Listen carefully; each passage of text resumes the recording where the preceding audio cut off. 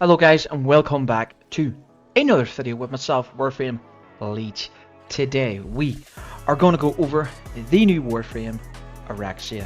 Yes, the spider frame is finally here, and I can say one thing, that she is literally my third and final main frame of Warframe. My first one is Mesa, my second one is Valkyr, and the third one is Oraxia.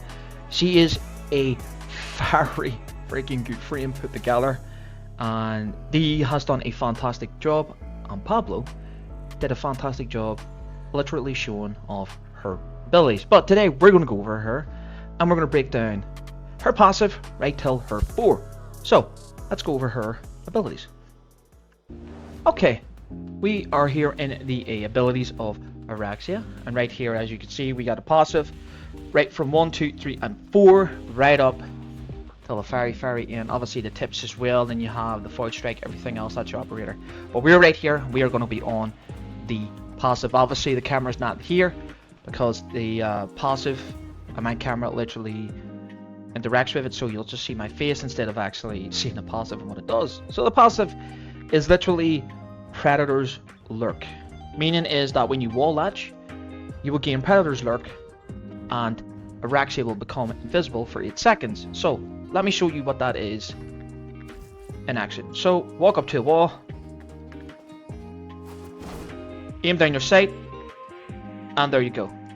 You can keep reapplying this every time. So at the top,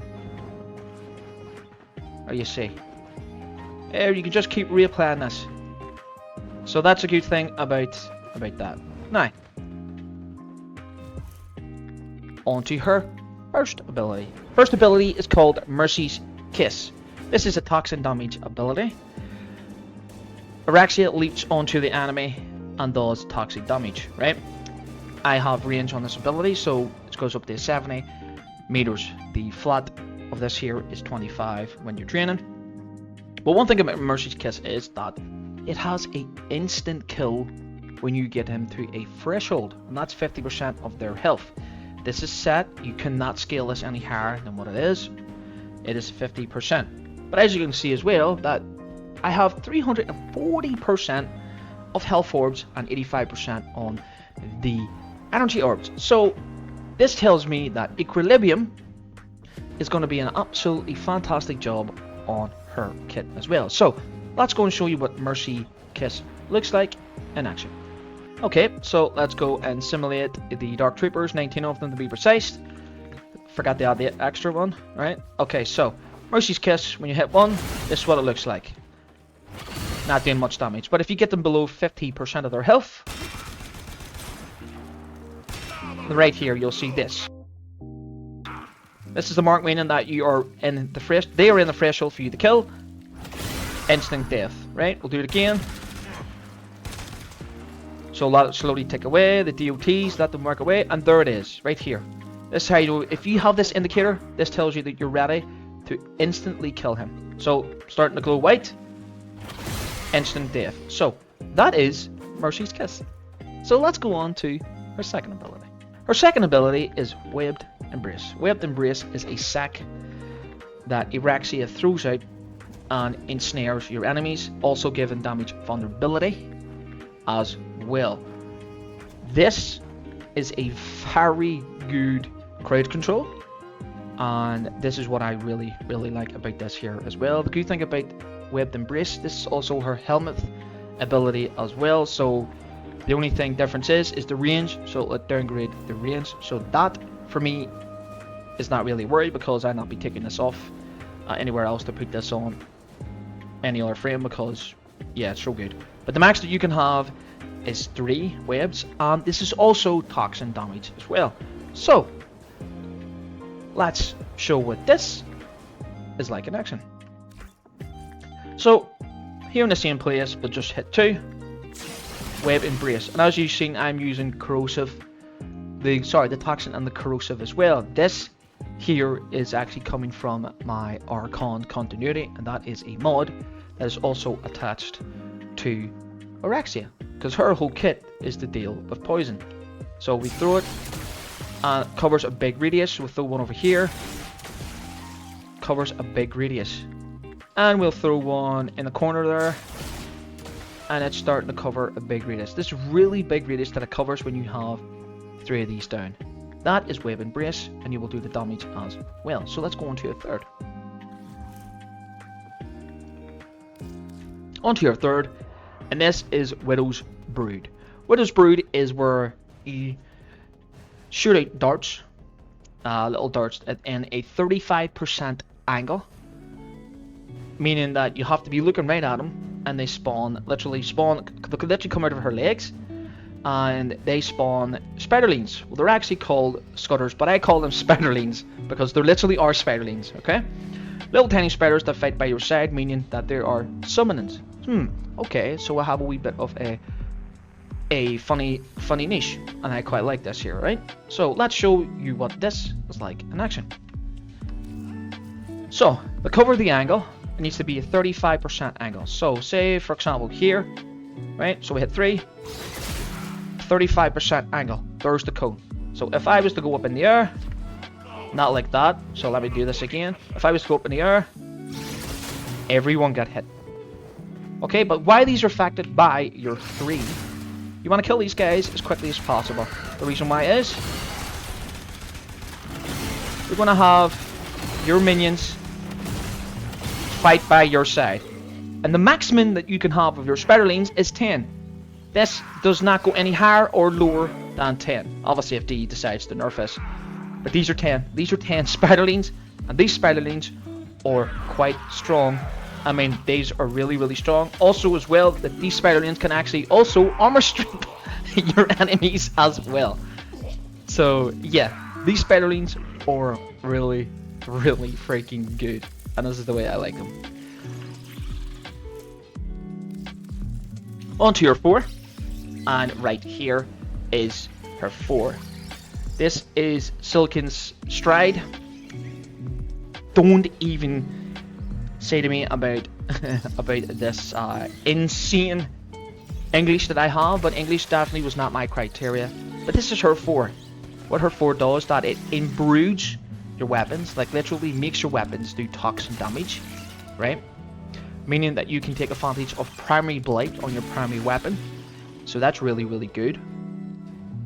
You have a max health as well coming from this when you go into her 4, and she's also immune to all statuses effects whenever her 4 is active, meaning that you do not need prime surefooted because she already has it on her kit. She literally imbues all of her ranged weapons in toxic damage, killing enemies with the toxic damage with her 4 will do a little tiny burst of toxin. So let's show you what this here is in action. Okay, so what we're going to do is we're going to go the whole way over here, and we are literally going to summon them again. We're going to go right into your 4, activate our Incarnate. Actually, no, we're not, because it doesn't give you toxin. Okay, so we're going to have her 4 and just shoot them the way they are, and then there's the explosion right there, as you've seen, right? So this is what it looks like right there. So we'll go over here. So that's the explosion radius. A good thing about her 4 as well, that you can do this.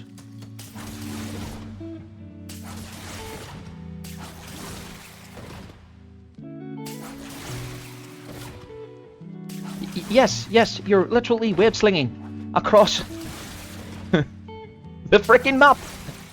This is insane. Like, I literally love this. Like, this is so good to get across the map. Obviously, there will be some times that you won't be able to stick to the wall because of the niche interactions that her 4 has. Like there you go. I'll go across. Like, this is insane. Good thing about this here as well, when you're in her 4, she can indefinitely stay on the wall, meaning you can't come off this wall unless you jump off. The good thing about it as well, that she's no longer access to her weapon, so I cannot use a weapon. What takes over is Mercy's Kiss. So from here, I dive on top of someone. So this is why her 4, you take her 4 off, you can use your weapon. If you put her 4 back on, you use Mercy's Kiss. So whenever you're using her 4, Mercy Kiss will take over. And this is one of the reasons why I absolutely enjoy this kit. So what is the plan for, not the plan, the rotation that you do? Now I have a bit of a build with this. Obviously you can see that I'm using Mult Augment.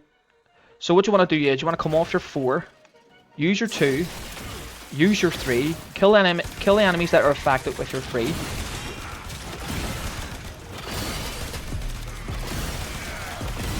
Right.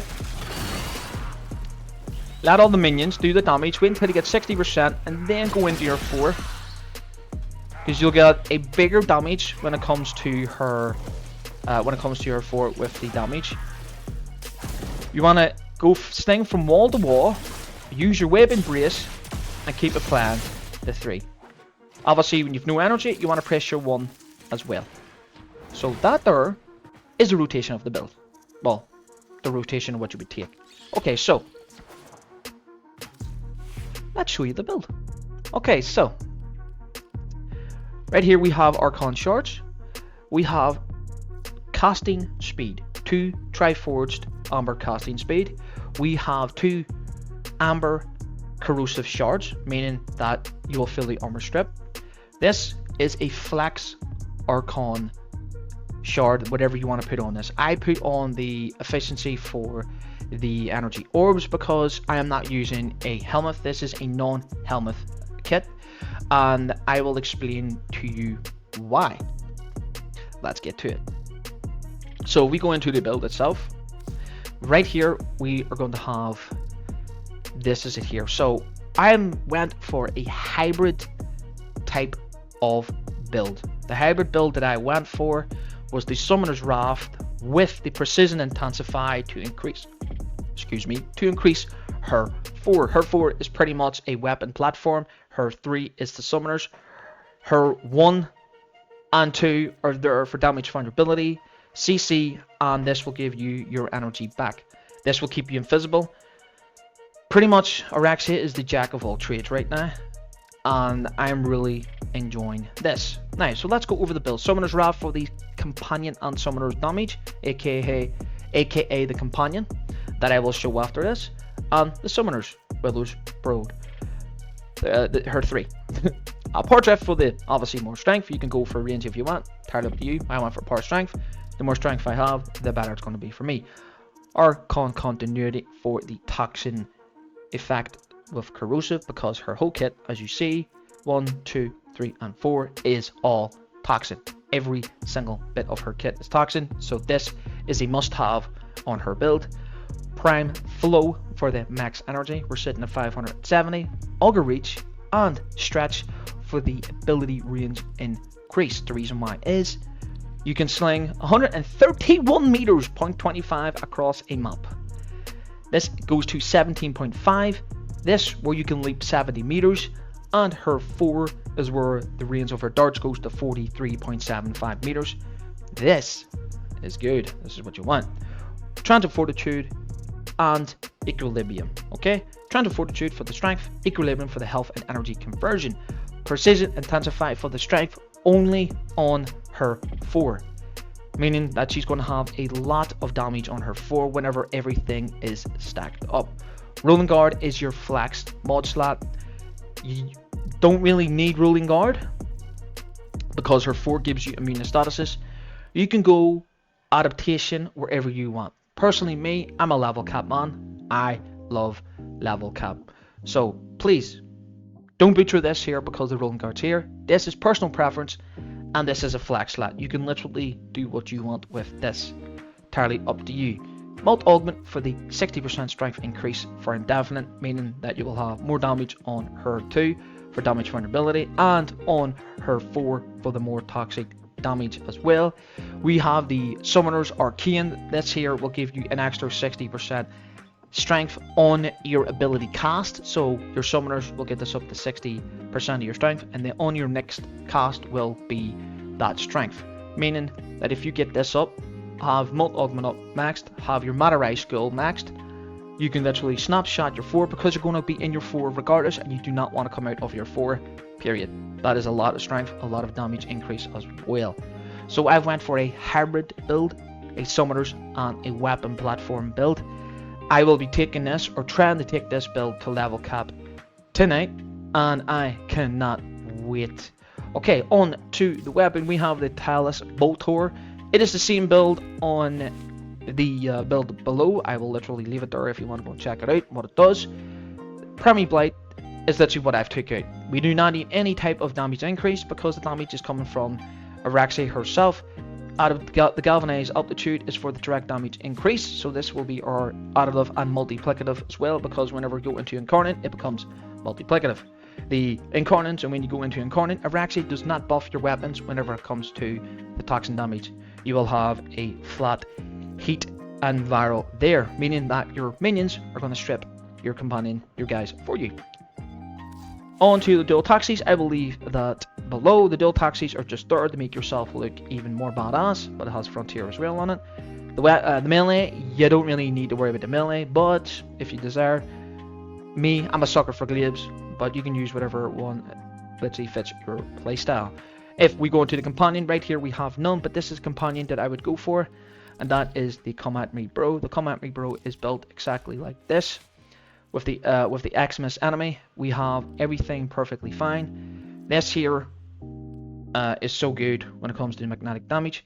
You have the Fish's Bond for the armor strip as well. Obviously your companions will be armor stripping as well, and your summoners will be doing armor stripping as well. So you're constant armor stripping across the map. Even your companion is going to be doing it as well. We have Dual X Spawn for the energy as well. You don't really need this, but it's here because why not?